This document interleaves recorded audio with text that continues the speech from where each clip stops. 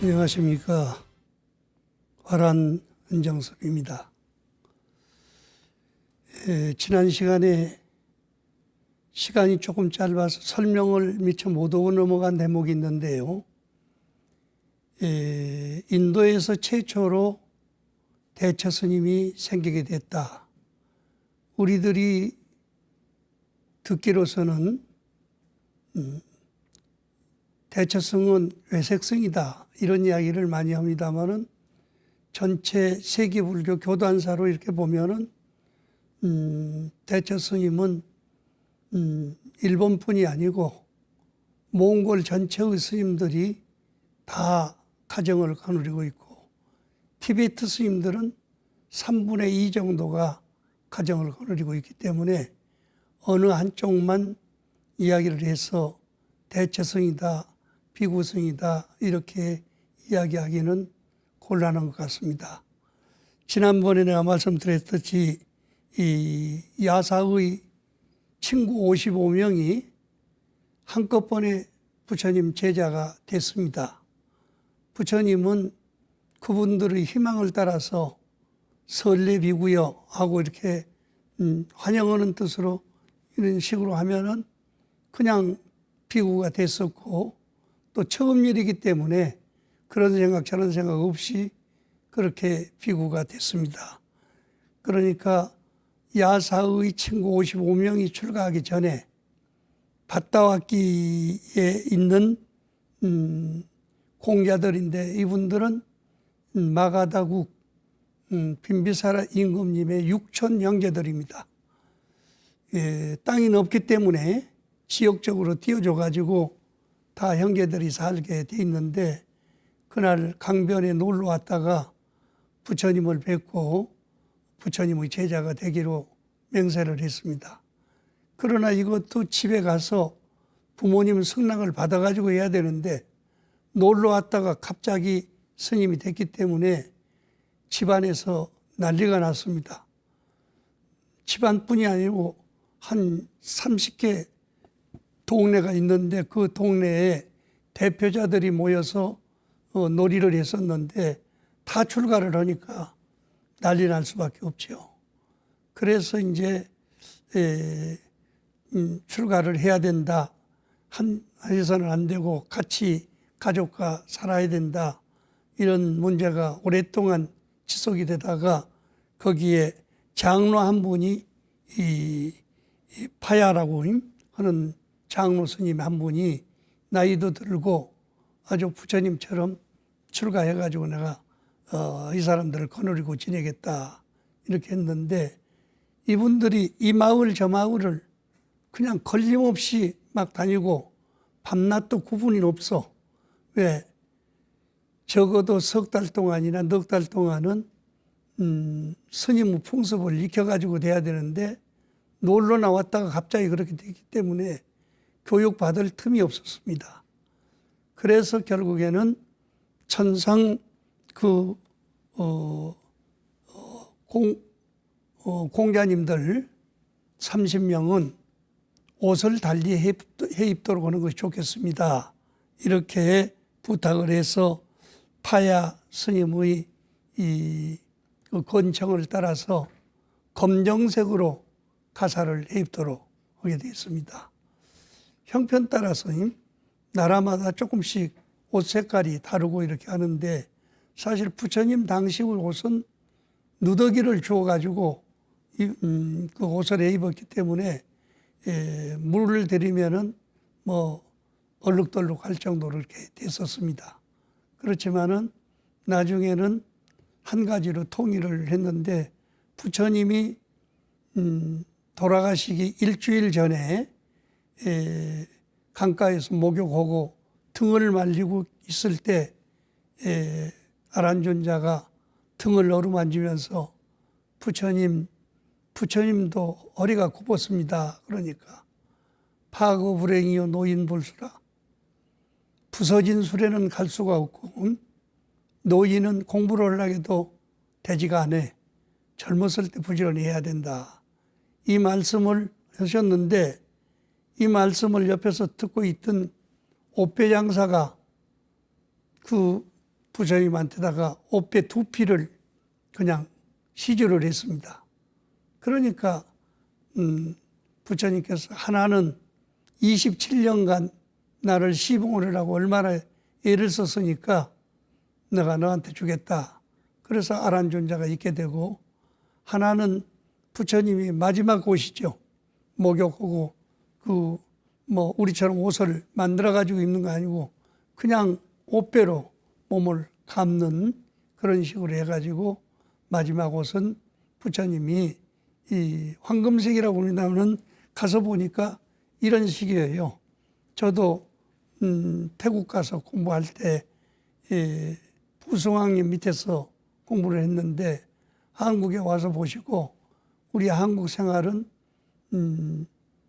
태국에서 준 옷을 입고 해서는 안 되겠다고 생각하셔가지고 그 태국 부미임금님 누님이 따라오셨는데, 누님한테 시켜가지고 이런 옷을 4벌을 해 보냈어요.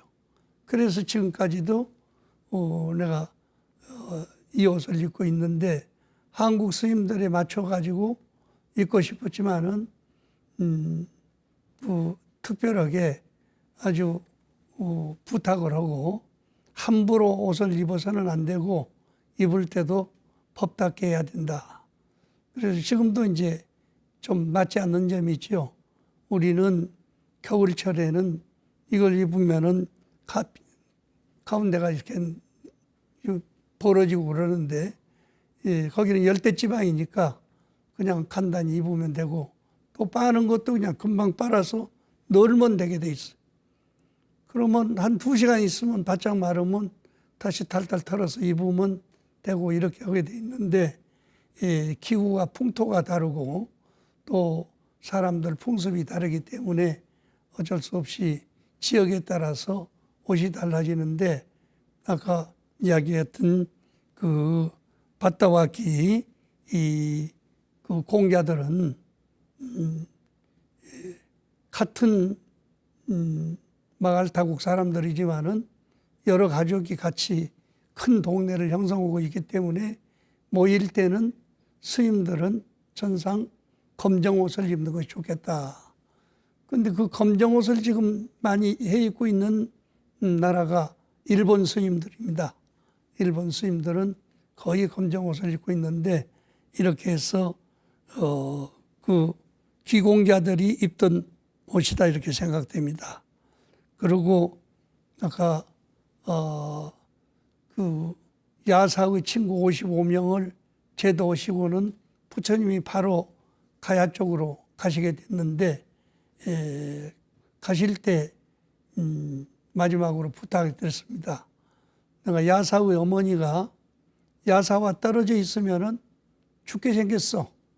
그러니까 천상 어머니 살아계실 때까지는 이 집에서 멀지 않은 곳에 수보를 정해가지고 거기서 생활을 하면서 공부를 하도록 해라.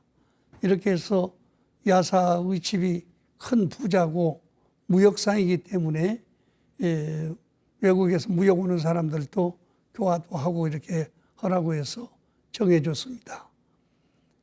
그런데 부처님이 이 기수국 고도곤을 짓고 난 뒤에 야사의 생각이 나가지고 오라고 연락을 했습니다. 왔는데 밤중에 도착이 됐단 말이에요. 나중에 보니까 750명이 넘어왔는데 아주 그냥 남녀가 섞여 있고 엉망진창이고, 인사드리라고 소리가 크고 오니까 여기서 이렇게 해서는 안 되겠으니까 너희들은 이 기수국 고도곤에서 한 8km 이상 떨어진 지점에 가서 훈련을 받아가지고 대중생활 할 만큼 되면은 오늘라 해가지고 사리부리 데리고 갑니다. 가서 소위 그 석 달 동안 공부를 하고 어느 정도 체계가 잡혔을 때 부처님한테 돌아오니까 여기 스님이 되지 않으신 분들 가운데서 55명이 기초지만은 그동안에 외국 사람들도 많이 왔고 또 나름대로 오비국 가운데 한두 사람이 거기 있으면서 지도를 했기 때문에 500명만 여기 남고 나머지는 집으로 돌아가거라. 이렇게 해서 결국에는 소위 이 집으로 돌아갔는데 그 가운데는 뭐 자식은 없지만은 친부인도 있고 어머니도 계셨고 또 다른 사람들 부인 되는 사람들도 있었기 때문에 이것을 통쳐서 거느릴 때자 소위 권속을 거느린 사람들이라고 그래서 대처성이라는 말이 만들어지게 된 겁니다. 그러니까 우리는 우리들이 보는 것 위에는 그냥 대처성이라고 생각하고 또 옷도 그분들이 입었던 옷을 불사르면서 텔레비에 나와서도 이건 애색성들이 입던 옷이니까 불사해야 된다 이렇게 했는데 내가 일본을 6번이나 갔습니다. 그래서 그 붉은 가사를 입고 있는 사람을 찾아보니까 한국 스님들이 일본 가서 의지해서 사는 사람들 몇 사람 이외에는 그것을 입은 사람이 없어요. 다 일본 나름대로 가사장섭을 해 있고 이렇게 있었기 때문에 교단을 형성해 나가면서 의식이라든지 옷이라든지 이런 것들이 조금씩 달라지게 됐기 때문에 우리는 한두 가지 내 관념에 의해서 세계 불교를 함부로 평가하면 되지 않겠다 이런 생각이 돼서 오늘 인도에서 있었던 대처성이 어떻게 생겼고 어떻게 검정옷이 생기게 됐느냐 이런 말씀을 보충해서 설명드립니다. 부처님이 야사의 청구 55명을 제도하신 뒤에는 바로 기공자 30명을 제도하시고 왜 그쪽으로 가셨느냐. 그 붓다가야 옆에는 가야천 강물이 흐르고 있습니다. 그 강문을 배경을 해서 제일 높은 곳에서는 큰 가섭이 있었고 중간에는 중간 가섭이 300명 제자들을 거느리고 있었고 또 맨 끝에는 현재의 소위 붓다가야의 기차역이 있습니다. 그 역에 있는 장소에는 끝가섭이 있었어요. 그럼 이분들은 주로 무엇을 하는 분이냐?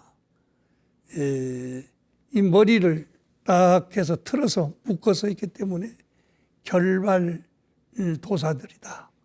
머리를 틀어 묶어서 오고 하늘을 섬기면서 주로 1년이면 한 번씩 구렁이한테다가 뱀을 그 구렁이한테다가 사람을 사서 근데 처녀들을 사서 거기다 구렁이한테 먹이는 그런 의식을 합니다. 그러면 마갈타국 내에 있는 장소이기 때문에 전 국민이 다 돈을 내가지고 그 처녀를 사서 갔다가 그 부근에다 갖다 놨다가 마지막 1년에 행사할 때는 수백 명, 수천 명이 모여가지고 그 뱀이 이 처녀를 잡아먹는 그런 모습을 볼 수 있도록 이제 이렇게 하고 있는데 이것은 부처님이 붓다가에 계실 때부터도 그런 생각을 가지고 계셔서 어떻게 사람을 잡아가지고 짐승한테 먹여서 되겠느냐. 내가 이들은 꼭 제도를 해야 되겠다. 이런 생각을 하셨기 때문에 글로 가시게 된 겁니다. 부처님이 저녁 때 날이 좀 저물어가지고 큰 가섭이 있는 장소에 가니까 큰 가섭이 탁 쳐다보더니 이것이 신랄다 성불은 신랄다로구나. 이놈 그대로 놔뒀다가는 안 되겠다. 그냥 뱀불에다가 자리를 줘가지고 거기서 뱀이 먼저 이 사람을 잡아먹도록 만들어야 되겠다 해가지고 나와서 인사를 하니까 내가 길을 가다가 좀 시간이 늦었는데 잠잘 장소가 있으면 방 하나를 좀 줬으면 쓰겠다. 그러니까 있기는 있는데 이 구렁이가 있는 장소이기 때문에 함부로 드릴 수 없습니다. 상관없다고 나한테 이제 달라고 그래서 부처님이 그 방을 들어갔단 말이에요. 그런데 밤중쯤 되니까 천장에서 쉬는 이 소리가 나서 쳐다보니까 큰 구렁이가 위에서 나와가지고 혀를 널렁거리면서 토끼를 뽑는단 말이에요. 부처님께서도 이대로 놔둬서는 안 되겠다 해가지고 자비의 광명을 몸에서 내가지고 어느 게 이렇게 비쳤는데 더 도끼를 내뿜으면서 밑으로 내려온단 말이에요. 그래서 할 수 없이 부처님께서 소위 이 몸에서 열기가 나도록 해가지고 아주 뜨거운 열기가 나니까 구렁이가 그냥 기름이 뚝뚝뚝뚝 떨어지면서 힘을 못 쓴단 말이에요. 나중에 새벽 5시쯤 되니까 그냥 구렁이가 땅으로 뚝 떨어졌습니다. 그래서 부처님께서 가지고 다니시던 바리떼, 보통 큰 바리떼는 한 말씩 둡니다. 큰 바리떼를 앞에다 놓고 네가 이놈 전생에도 도끼가 많아가지고 구렁이가 됐는데 금생에도 부처님을 몰라보고 이렇게 하니 마땅히 죽어야 오를 일인데 내가 너를 살려줄 테니까 앞으로는 절대로 사람 잡아먹는 일을 해서는 안 된다. 이렇게 이러고는 그 바리떼 속으로 들어가라고 그랬어. 그래서 들어가서 딱 그러니까 뚜껑을 이렇게 덮고 놨는데 7시쯤 되니까 큰 가섭이 떠가지고 이제 속으로서는 겉으로 문 다 잠가놨으니까 속에서 구렁이한테 잡혀먹었을 것이다 하고 소리를 지르면서 문을 연단 말이요. 열어보니까 부처님은 떡 하고 그냥 가보자 하고 앉아 계시거든. 앞에 구렁이를 가르치면서 이 사람아, 자네들이 숭배하는 뱀신이요. 뱀신이 내 바리떼 속에 들어가 있으니까 이걸 가지고 가서 방생을 해라. 그러면서 간단하게 방생하는 의식을 일러줬습니다. 이것이 자네들 눈으로 분명히 봤으니까 잘못된 줄 알았다면 현재까지 북치고 장구치고 징치고 시끄럽게 하는 그런 의식도 사람 잡아먹을 때 그때 하는 의식인데 이걸 가지고 있어서 되겠어? 다 갖다가 강물에다 띄어라. 그래서 큰 가섭이 놀려가지고 거기에 500명 제자들을 데리고 와서 전부 다 챙겨가지고 그 무구지 말하자면 춤추고 징치고 하던 그 악기들을 싹 강물에다 띄었습니다. 그렇게 하고 마지막에 부처님께서 바리떼를 갖다가 강물에다 띄어서 나니까 중간 가섭이 한 1km 밖에 있었는데 와서 무엇이 형님네 물건들이 막 떠날라오는 것을 보고 놀래가지고 이제 쫓아서 올라갔어요. 중간 가섭은 제자가 300명입니다. 300명이 같이 가가지고 어떻게 된 일입니까 하고 오니까 사실이 이렇게 됐노라고 부처님께 예배드리라고 그러고 인사드리고 난 자기네들도 그동안에 사용했던 모든 그 기구를 내려가가지고 강물에다 다 띄었습니다. 그러가 맨 마지막에 있는 끝가섭, 가야가섭이 그 광경을 보고 200명의 제자들을 거느리고 한꺼번에 또 올라와서 전부 다 부처님 제자가 됐습니다. 부처님이 그때 그런 생각을 해요. 지난번에 30명의 기공자라든지 오비구에다가 야사의 친구 55명이라든지 숫자가 적었으니까 상관이 없지만은 내가 여기 온 것은 가야에서 이 세 사람을 제도한 뒤에 빈비사라 임금님이 특별 공양을 하겠다고 초청을 했기 때문에 온 건데 거기에 가려면은 그 모습이 스님으로서의 모습을 갖춰야 되고 또 법복도 입어야 되지만은 걸음걸이하며 행동하는 것이 똑같이 나와야 되니까 여기서 내가 3달 동안 있으면서 이들을 훈련시켜서 가야 되겠다 여기서 이제 직접 부처님이 훈련을 시킨 것이 아니라 큰 가섭이나 중간 가섭이나 끝 가섭을 시켜서 그들로 하여금 훈련을 하도록 합니다. 머리를 깎는 것도 그분들이 다 깎아주고 또 다 옷을 입히는 것도 그렇게 해서 똑같은 복장으로서 이제 같이 입고 그 빈비사라 임금님하고 약속한 대로 이제 가기로 작정을 하고 있었습니다. 그동안에 그 사람들은 여러 가지로 볼 때 부처님은 45세에 성도에 있었기 때문에 사실은 그때가 50살 전이죠.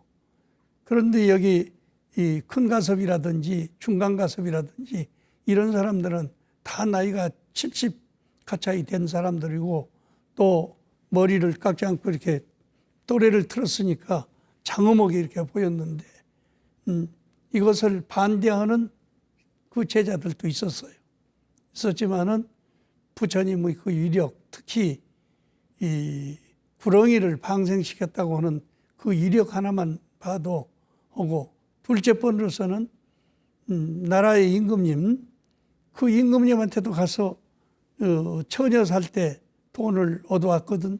시주를 해왔는데 그 임금님을 직접 만나게 됐다고 하는데 항복 안 할 수가 없었습니다.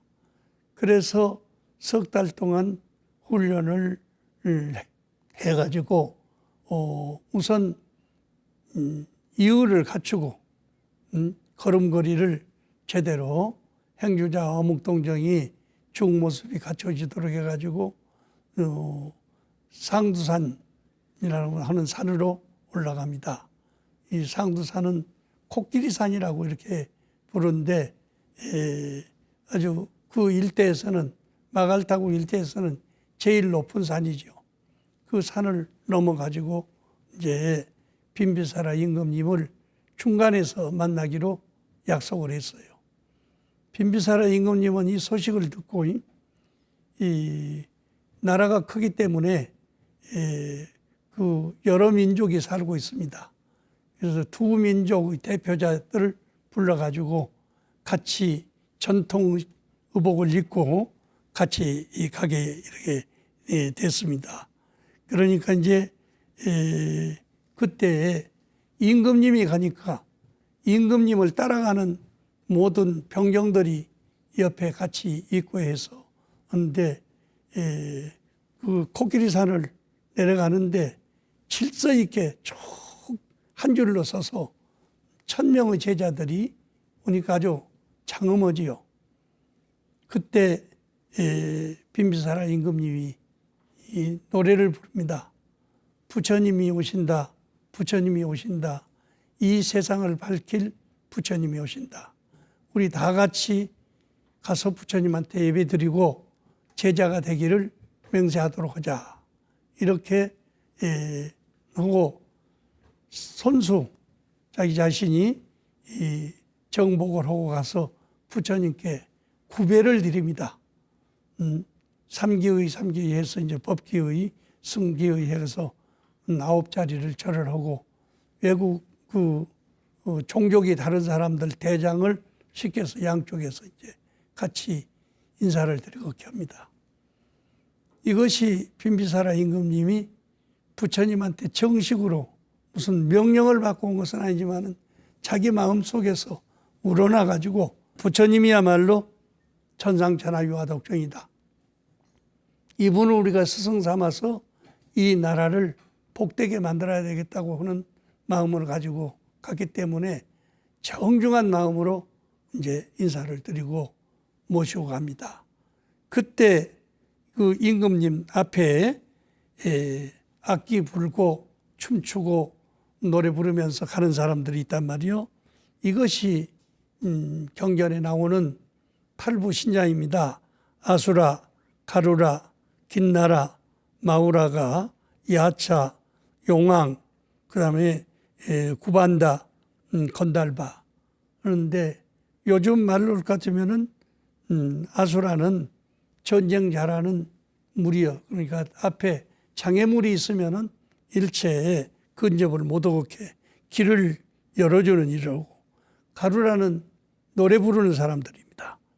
가수들이죠. 김나라는 춤추는 사람들이요. 그 다음에 마부라가 이런 사람들은 대명신과 같이 그 위율을 갖추고 옆에서 보호하는 사람들이고, 야차는 흡혈귀고, 용왕은 바다에서 이를테면 강에서 배 타는 사람들이고, 구반다, 옹영기라고 그러는데 요즘 말 같으면 포주들입니다.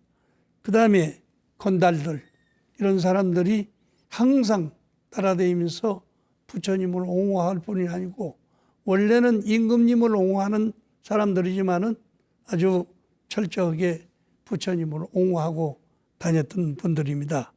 이것이 나중에 화엄신장 가운데서 팔부신장, 백사의 신장이나 39의 신장을 대표하는 신장으로서 나타나게 이렇게 된 것입니다. 그러니까 우리는 다른 귀신들로 이렇게 착각을 하는 경우도 있는데, 지금도 인도에서 무슨 거대한 행사를 한다든지 또는 나라에서 무슨 행사를 할 때는 팔부신장들이 같이 모여서 그 행진을 하고 가는데 볼만하지요. 이렇게 해서 부처님을 궁중에까지 이렇게 모시고 가게 됩니다. 가서 보니까 궁중에 요즘 말하면 뷔페 식당으로 해서 쫙 만들었는데, 그 가운데서 1000명의 제자들이 부처님을 중심으로 해서 쫙 앉으니까 쳐다만 봐도 말로 표현할 수 없을 정도로 아주 거룩합니다.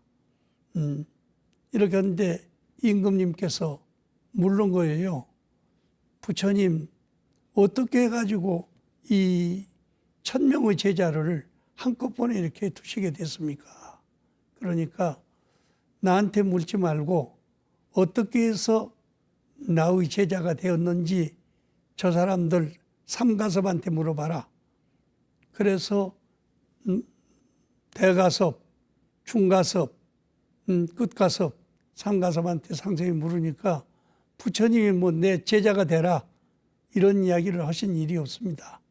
우리들이 최고로 귀하게 섬기는 용왕을 부처님께서 항복받았습니다. 말하자면 구렁이를 부처님께서 항복받는 것을 보고 우리 형님 큰가섭이 먼저 제자가 되고, 거기서 버린 모든 불타는 물건들을 강물에다 띄었더니 그걸 보고 중간가섭이 제자가 되고, 끝가섭은 올라와서 제자가 됐으니까 그 제자들이 전부 큰가섭 500명, 중간가섭 300명, 끝가섭 200명 하니까 500명의 제자 합해서 1000명이 되게 된 겁니다.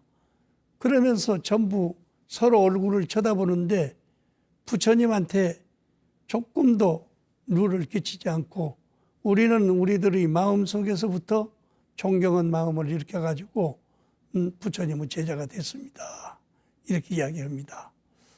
여기서 이제 우리가 좀 이야기할 것이 더 있습니다만은, 간단히 이야기한다면은 그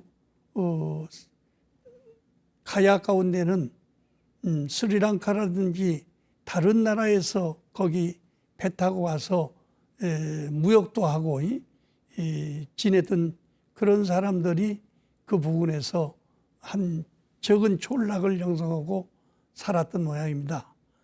그래서 부처님이 석 달 동안 거기 계시는 사이에 밖에 나가면은 요즘 망고 같은 것도 얻어오시고, 또 이 인도에는 없는 과일들을 많이 얻어오신단 말이에요.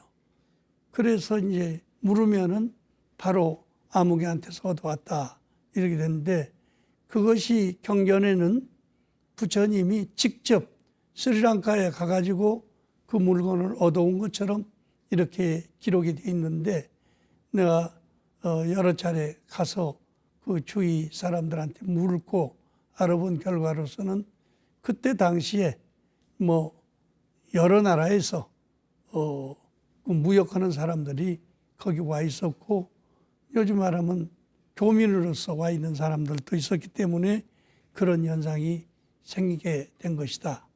부처님이 거기 석 달 동안 있는 사이에 신통력으로 물론 스리랑카도 갔다 오시고 남인도도 갔다 올 수 있지만은 그런 것은 아닌 것 같다. 이런 이야기를 들었습니다. 어쨌든 우리는 위대한 스승을 너무 추앙하다 보면 인간을 인간 이상으로 봐가지고 우리로서는 따라갈 수 없는 사람으로 착각을 하는데 부처님은 모든 종생에게는 똑같은 마음이 있어. 단지 그 마음을 깨닫느냐 깨닫지 못하느냐에 따라서 이제 성문이 되기도 하고 영각이 되기도 하고 보살이 되기도 하고 차이가 있을 뿐인데 그런 것을 가지고 신통력으로 무슨 물건을 얻어오기 위해서 신통력을 부렸다. 이런 것은 맞지 않은 이야기다. 이런 이야기들을 평가해 놓으신 분들이 여러분이 계셨습니다. 부처님 일생 동안에 칸디스 강도 무리로 그냥 걸어간 일도 있고 여러 가지 사건이 있지만은 부처님은 전생일이고 금생일이고 삼세의 일을 훤히 알고는 계시지만은 그것을 아는 척하지 않았고 또 무지한 사람들 앞에서 그것을 통해 가지고 이제 위세를 부리거나 그런 생각이 전혀 없습니다. 이제 바로 부처님이 도를 깨쳐서 아는 것은 무불을 통지지만은 이렇게 그걸 내세워 가지고 뭐 세속적인 이익이나 명망을 바란다든지 하는 것은 있었지 않았기 때문에 우리들이 주위에서 불교를 오랫동안 신앙하는 사람들이 무슨 그 꿈 이야기를 한다든지 다른 이야기를 하면서 이상한 소리를 하는 수가 있는데 부처님은 원래 그런 것을 설명은 조금 해줄 수 있었지만은 그런 것을 중생들 앞에서 드러내 보이지는 않았다고 생각이 됩니다.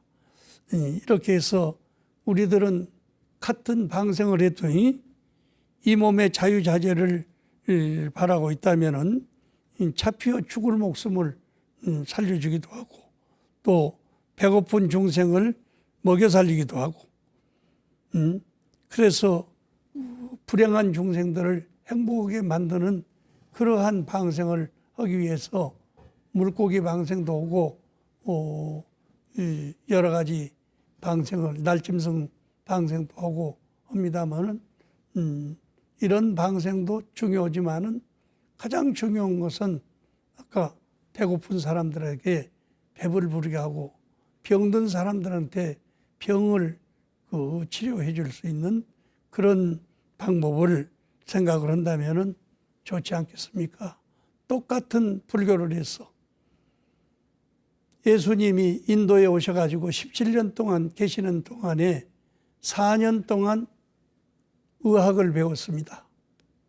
의학을 배운 뒤에 베나리스에 와서 2년 동안을 의료봉사를 하는데 스님들이 하는 것을 보니까 전부 배고픈 사람들한테 얻은 밥을 나눠 먹이고 헐벗은 사람들한테 저런 기저귀 떨어진 거를 주워가지고 빨아서 기어가지고 옷을 해입히더라도 그런 옷을 해입히고 이렇게 해서 의식주 문제를 해결을 하고 특히 병든 사람들을 치료하는 데 주력을 했기 때문에 이런 것을 보고 나중에 가가지고 경전에 있는 대로 아까 바다와키 30명의 기공자가 기생 하나가 옷하고 뭐 액세서리하고 다 가지고 도망가서 죽이려고 했을 때 부처님께서 가서 서류를 해가지고 이제 죽이지 않고 같이 한 식구로 살 수 있게 만들고 동네 사람들이 보호하게 한 일이 있는데 이거 보고 예수님은 그 서양에 가가지고 그 종족이 다른 사람이 여자가 바람을 피웠다고 그래가지고 동네 사람들이 돌려서 가지고 돌멩이를 줘다 놓고 쳐서 죽이려고 그랬잖아요. 그런데 마치 예수님이 지나가니까 저기다가 당신도 한번 돌멩이를 쳐서 머리를 깨봐라. 그러니까 예수님이 그 소리를 듣고 여기 있는 모든 사람들 가운데 음심이 없다면 음심 없는 사람이 저 여자를 죽일 수 있는 그러한 그 능력이 있을 것이다. 그렇지만은 음심이 없는 사람이라 하더라도 죽을 사람을 살리는 데다가 주력을 해야지 그렇게 사람을 함부로 죽여서 되겠느냐. 그러고 예수님은 그냥 지나갔거든요. 이것이 성서 가운데 10대 유명한 이야기 가운데 하나입니다.